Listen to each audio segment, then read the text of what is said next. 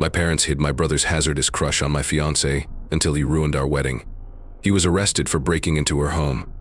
5 months had passed since Emma, 27, and I, 28M, were engaged. When my brother Jake, 32M, had her leave me at the altar, everything went wrong. Please help me handle this. I'm bewildered and upset. To explain, I must provide information. Jake and I were raised in a tiny Michigan town by middle-class parents. Our father was an engineer and Mom taught high school. They were poor, but they provided for us. As children, Jake was 4 years older than me, and we were very different. Jake made every celebration lively. He was popular and easy to befriend. In high school, he played football and dated cool females. I made web pages on weekends and liked computers as a quiet youngster. Jake made fun of me for not getting along with others, yet he beat up everyone who bothered me. The fact that he always protected me as a child makes this scenario worse. Jake went to college. Different. His grades dropped as he partied more. He switched majors 3 times before dropping out in his 3rd year. Despite their sadness, our parents never encouraged him to return. They kept telling him to figure things out himself. Jake worked as a waiter, salesman, and real estate agent, but never for more than a few months. I changed course. I studied computer science in college, received high grades, and landed a tech job right away. I had my own crew and was making decent money after 3 years. Jake said I was Mom and Dad's favorite child, but I believed he was kidding. We met at a friend's birthday celebration 3 years ago. She was a graphic artist, and we clicked right away since we loved design and technology. She was gorgeous, but her smile could light up any room. Everyone liked her, and she was honest with everyone. Everything was fine when we started dating. Jake's behavior deteriorated as Emma and I got worse. He said he was merely passing through when he showed up for our dinner party without being invited. With Emma, he told embarrassing childhood anecdotes. At one family dinner, he complimented my ex-girlfriend and us together. Emma giggled but looked worried. I proposed to Emma in California after 2 years of dating. I arranged a beach sunset, her favorite flowers, and her best buddy to hide and snap pictures. Our tears fell when she answered yes. At family supper, everyone was happy except Jake. He laughed and remarked, "Let's see how long this last wedding plans went well. Emma and my mom got along and made most of the plans." Jake abruptly requested my best manship. His behavior made me doubtful, but my mom insisted I give him the part. She said it would strengthen our brotherhood. That was my worst act. May 15th was the wedding date. We invited 200 relatives, friends, and coworkers. Everything went well that morning. I recall waiting for Emma at the altar. Her white outfit made her appear beautiful as she walked down the aisle with her dad. Jake rose shortly before the altar. I'll never forget what happened next. Jake cried, "I can't let this happen." All eyes were on him. He pulled out his phone and stated, "The truth needs to be told to my brother. Emma had been seeing someone else while with him for 6 months." The church ceased its booming. Jake read Emma Jake texts. The text described their private encounters and times. Emily grew pallid. The flower girl dropped it and left church. They and her sister chased her. I was temporarily immobile. I punched Jake in the face in anger. His companions pulled me back when he collapsed over chairs. Mom cried as many talked and took videos. Drinking started as I drove home in my dress. Emma called at midnight. She sobbed and told them everything. She said she was lonely since I worked late and Jake always talked. One thing led to another. She loved me but didn't comprehend, hanging up after putting her number on hold. Next morning, I packed my bags and traveled to a motel. I didn't want her possessions and wedding gifts in our flat. I told my boss I'd be gone for 2 weeks. I started looking for work somewhere after that. I obtained a Chicago job by chance. I took it despite its lower importance than my previous employment.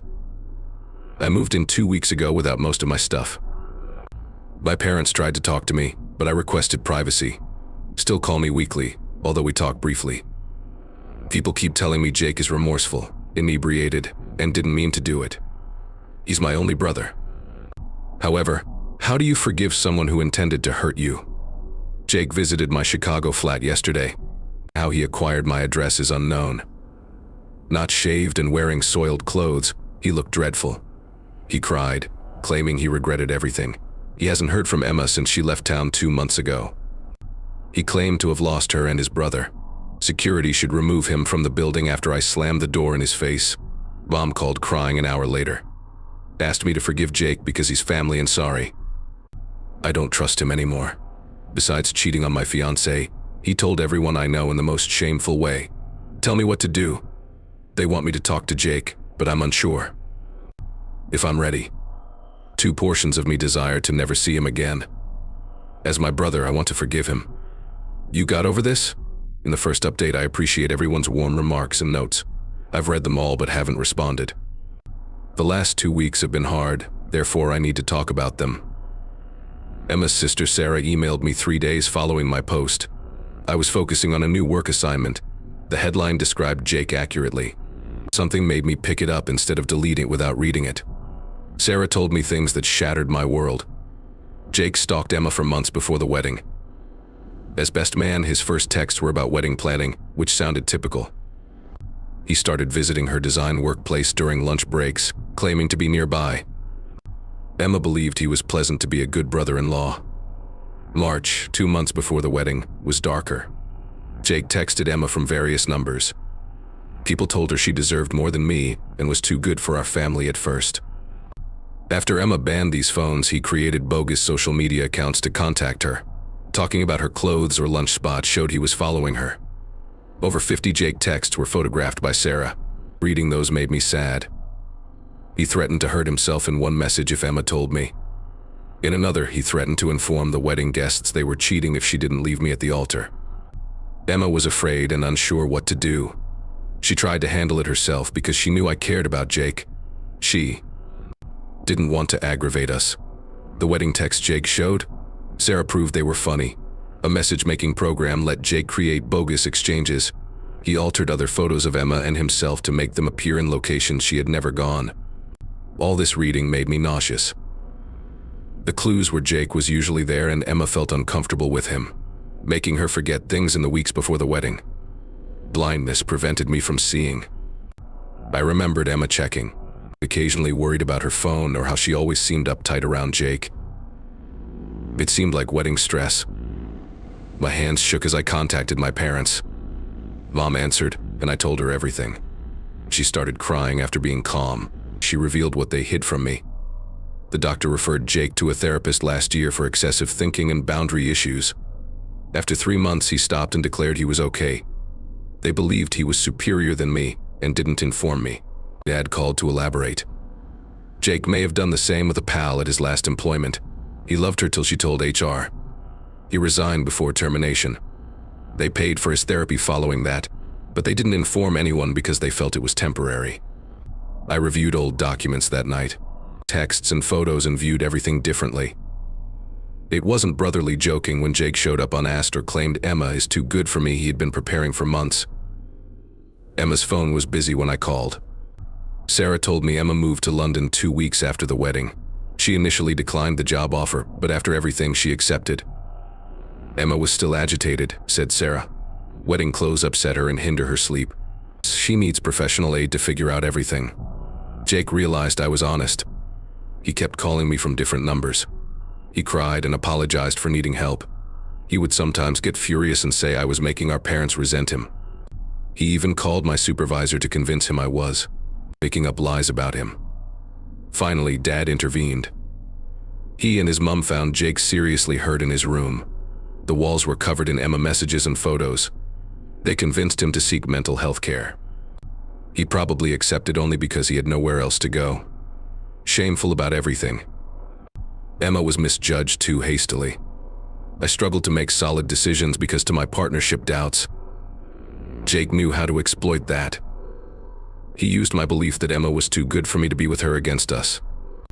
If Emma wants to talk, she can call me at Sarah's promised number. Sorry I didn't see what was going on and protect her from Jake. I wrote her a long email. I told her the truth, but I don't expect a response. They call me daily now. Mom sobs a lot because she regrets not noticing Jake was sick. Dad is quieter, but I can sense he's struggling. Jake wasn't helped early enough, so they let him and their lads down by keeping his issues from me. My attention is still on everything. I used to hate Emma, but now I hate Jake and my parents for covering Jake's problems. I understand they were protecting him, but their silence was harmful. I'll update you if something crucial happens.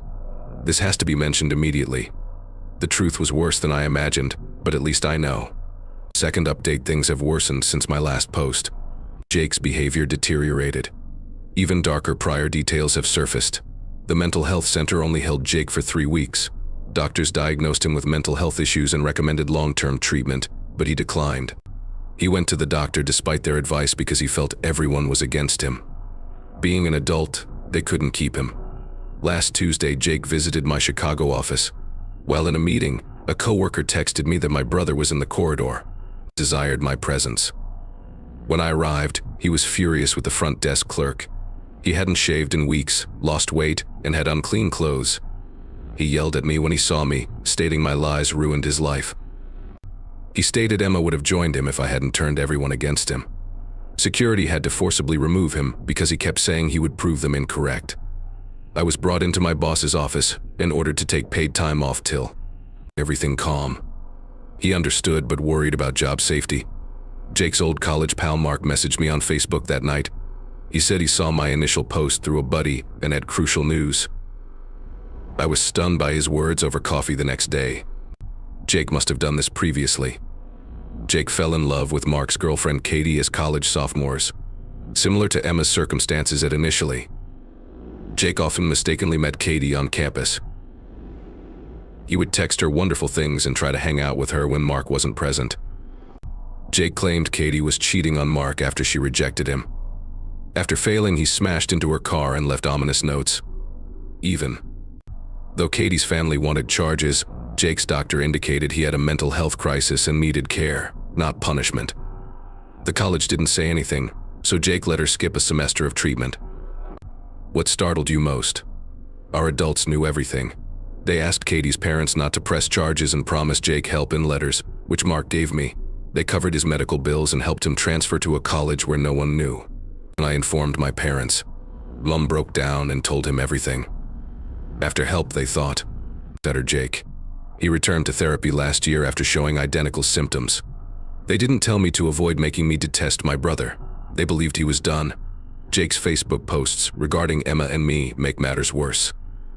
He published a lengthy essay alleging that Emma had cheated on him for months and that I forced her to travel to London to separate them. Some of his old pals have called me a bad brother, even though most people know he's lying. Strange thing happened. Emma phoned me. Less powerful than before. She spoke shakily. Her life is better in London, but she still needs twice-weekly therapy. A British man she met at work was her new companion. Sorry, but I'm glad she's moving on. She also told me Jake sent her company's general address to contact her. Her supervisor was told by it to stop receiving emails from his addresses. I told her Jake had left the facility when she asked if he was getting help. She cried and claimed she felt horrible about everything going wrong. I assured her it wasn't her fault. I feel like my family is slowly disintegrating. Mom usually tears and calls Jake, but he won't talk. Either. Father is 10 years, 2 months old. They're meeting with a family doctor to resolve everything, but a few visits won't change Jake's terrible behavior for years. I changed my phone number and requested my neighbors to watch Jake. Everything is being documented in case I need a protective order. Mark would discuss college events as needed. I'll update you if something crucial happens. I can just work and survive right now. Thanks for your support. Our community has been fantastic at this horrible time. This is my third and final update. Because I must finish this story because things have gotten serious and I must tell you. Jake was caught breaking into Emma's parents' Michigan house last month. Their neighbor observed him break a window at 2 a.m., requested police assistance. Jake was in Emma's former bedroom when cops came. Going through her stuff, he held a bag with her old photos, jewelry, and high school yearbook. This chilling discovery was made by police when searching his automobile. Jake carefully planned his trip to London and Emma's LinkedIn page, surveillance photos of her parents' residence, and details were there. Regarding her company's London headquarters and residences, his false British Idaho prompted Emma's parents to prosecute him. The lawyer used automotive evidence to prove he meant to follow Emma around the world. Due to his past and recent behavior, they wouldn't let him off easy this time. Jake pleaded guilty. 3 years of probation follows 6 months in a guarded mental health center. He can't leave the country or contact Emma or her family. The judge warned him that breaking these regulations will result in a lengthy prison sentence. My parents quit, defending him finally. The news that he will follow Emma to London shattered them both. Mom felt they failed as parents since they always kept him out of trouble. Dad hasn't spoken to Jake since his arrest. They're both seeing a therapist to figure out what went wrong. Last week, a Seattle tech startup offered me a job. There's a good possibility, greater money, and most importantly, a fresh start on the other coast from this problem. I agreed instantly. I need to start anew and not be recognized as the person whose brother ruined his wedding. Emma and I had one last video chat before I wrote this report. Her London performance is excellent. She moved in with her British lover and is enjoying her new work. I felt better seeing her healthy and joyful. Despite knowing it wasn't our fault, we both apologized. Our last chat was agreed upon. "Good luck in Seattle," she said. "Some storylines must finish. Jake and I are done talking. I signed documentation with my lawyer saying I don't want to hear from him after he's released. If he changes and gets help, we could try again, another time. I doubt it will happen, but I won't let it stop me. They understand my decision to relocate across the nation, yet they're sad. Dad even helped me find a Seattle flat. Mom said she would respect my request to avoid Jake. I applaud their effort to repair our relationship separately from Jake. I was furious and bewildered when I read my first post. Sad right now. Sad about my brother's death and lost wedding day. Shame on my parents for letting Jake get away with it. I'm excited about my future for the first time in months. Let's hope this last report helps someone else betrayed by family. Sometimes the hardest part is accepting that toxic familial relationships must be terminated, even temporarily. Thanks for helping me through this horror. I'll start over in Seattle.